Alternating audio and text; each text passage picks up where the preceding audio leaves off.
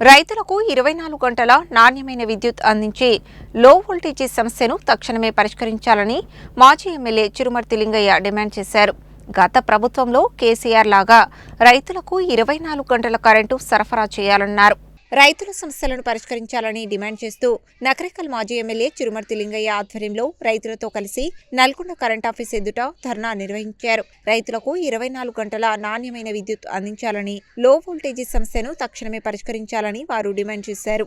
లో వోల్టేజ్ కారణంగా ఎండిపోయిన పంట పొలాలను అధికారులు పరిశీలించి బాధిత రైతులకు వెంటనే నష్టపరిహారం చెల్లించాలని కోరారు. రైతు బీమా పాలసీలకు చెల్లింపులు నిలిచిపోయిన వాటిని వెంటనే రెన్యువల్ చేసి బీమా కొనసాగించాలని, రైతులు మృతి చెందినప్పటికీ గత 2 ఏళ్లుగా బీమా పరిహారం అందని కుటుంబాలకు తక్షణమే డబ్బులు చెల్లించి ఆదుకోవాలని డిమాండ్ చేశారు. గత ప్రభుత్వ హయాంలో కేసీఆర్ రైతులకు 24 గంటల విద్యుత్ అందించిన విధంగా ప్రస్తుత ప్రభుత్వం కూడా రైతులకు నిరంతర విద్యుత్ సరఫరా చేయాలని చిరుమర్తి లింగయ్య అన్నారు. రైతుల పట్ల రేవంత్ రెడ్డి ప్రభుత్వం అవలంబిస్తున్న తీరును ఖండిస్తున్నట్లు తెలిపారు. రైతుల సమస్యలపై బీఆర్ఎస్ పార్టీ ఎల్లప్పుడూ అండగా నిలుస్తుందని పేర్కొన్నారు.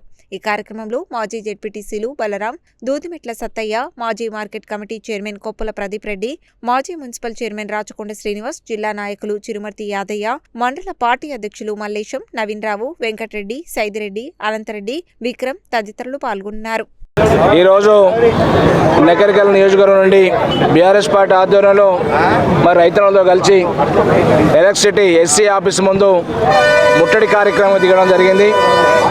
గతంలో మరి కేసీఆర్ గారి పరిపాలన కాలంలో 10 సంవత్సరాల కాలంలో రైతు అనేవాడు సంతోషంగా ఉన్నాడు. 24 గంటల కరెంట్ ఉన్నది. కరెంటు సాధ్యం కాదని ఆ రోజు కాంగ్రెస్ పార్టీ నాయకులు అవహేళన చేసినా మరి సాధ్యం కాంది ప్రూవ్ చేసిన గొప్ప నాయకుడు కేసీఆర్ గారు. దాంతోపాటు రైతులకు పెట్టుబడులు ఇవ్వాలని చెప్పి పెట్టుబడులు ఇచ్చిండు. రైతుకు ఎకరానికి 5,000 చొప్పున ఇచ్చిండు. రెండోసారి ప్రభుత్వం 10,000 రూపాయలు ఇచ్చిండు.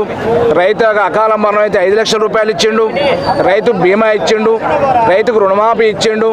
దాంతోపాటు మరి అలా మిషన్ కాకతీయ చెరువులు కుంటలు నింపే కార్యక్రమాన్ని చేసిండు. రైతుకు అనేకగా లాభసాటి ఉండాలి, రైతు పండే పంటను కొనుగోలు చేసే కార్యక్రమం చేసిండు.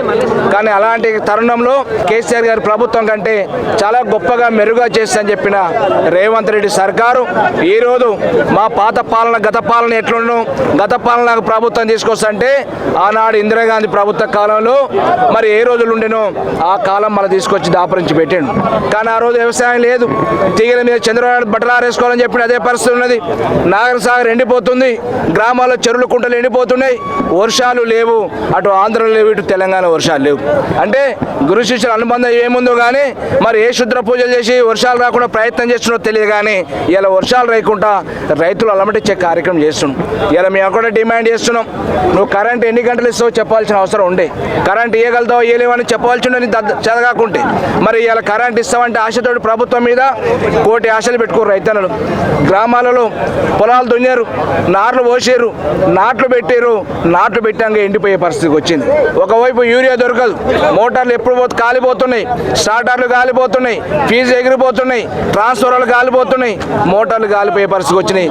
ప్రతిదీ కూడా రైతుకు ఒక భారం అయిపోయింది. ఇవాళ ఎరువులు వేసినా కూడా నీ కల్తీ విత్తనాలు ఇస్తే పంట దిగుబడి సరిగా వచ్చే పరిస్థితి లేదు. స్టార్టర్లు పొద్దులేస్తే కాలిపోతున్నాయి. రైతు అనేవాడు ఏం చేయాలి? రైతు పండించిన పంట మార్కెట్లో తీసుకొస్తే కొనే నాదుడు ఉండడు. అంటే ఇదా నీ ప్రజాపాలన? రైతు ప్రభుత్వం అంటే ఈ రకమైన పరిస్థితి ఉంటుందా? మరి కేసీఆర్ గారి ప్రభుత్వంలో రైతు కనీసం ఏ రకమైన ఇబ్బంది కలగకుండా పంటలు కొన్నాడు, కరెంట్ ఇచ్చిండు. రైతు అనేవాడు రాజుగా చూసిండు కేసీఆర్ గారి పాలన. భారతదేశంలోనే నెంబర్ 1 రాష్ట్రంగా తెలంగాణ రాష్ట్రాన్ని ఒక మార్క్ ఇచ్చిన నాయకుడు కేసీఆర్ గారు. మరి దొంగ ప్రభుత్వం రేవంత్ రెడ్డి ప్రభుత్వంలో ఇలా కరెంటు లేక రైతులు రోడ్ల మీద వచ్చే పరిస్థితి వస్తుందా?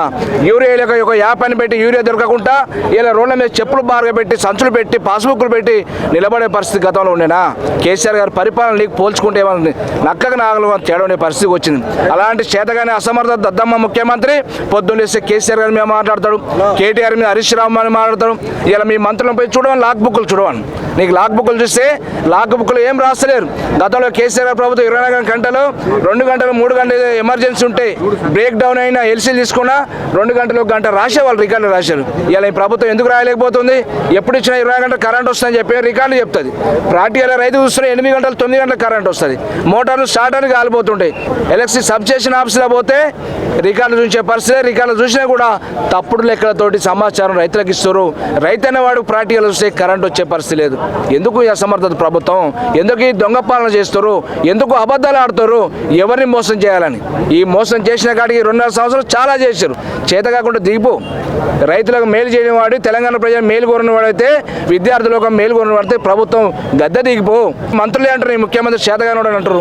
నిన్న కాకముందు నిన్న వరంగల్లో కొండ సురేఖ బిడ్డ ఏమంటుంది అమ్మాయి? కళ్ళు నెత్తికెక్కినాయి, పొరలెక్కినాయి, కుటుంబ పాలన అన్నదమ్ములు దోసుకుంటారు రాస్తానని చెప్తుంది. ఒక్కొక్క 4-5 గన్మేలు వేసి ఎస్కార్ట్ పెట్టి దోసుకుంటారని చెప్పింది. సిగ్గుందానికి ఏమన్నా?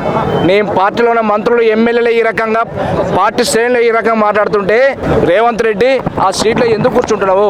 తక్షణమే రాజీనామా చేయి. రైతులకు క్షమాపణ చెప్పి నీ పరిపాలన చేతగా అని చెప్పి ఖచ్చితంగా 24 గంటల కరెంట్ ఇవ్వాలని చెప్పి మేము డిమాండ్ చేస్తున్నాం.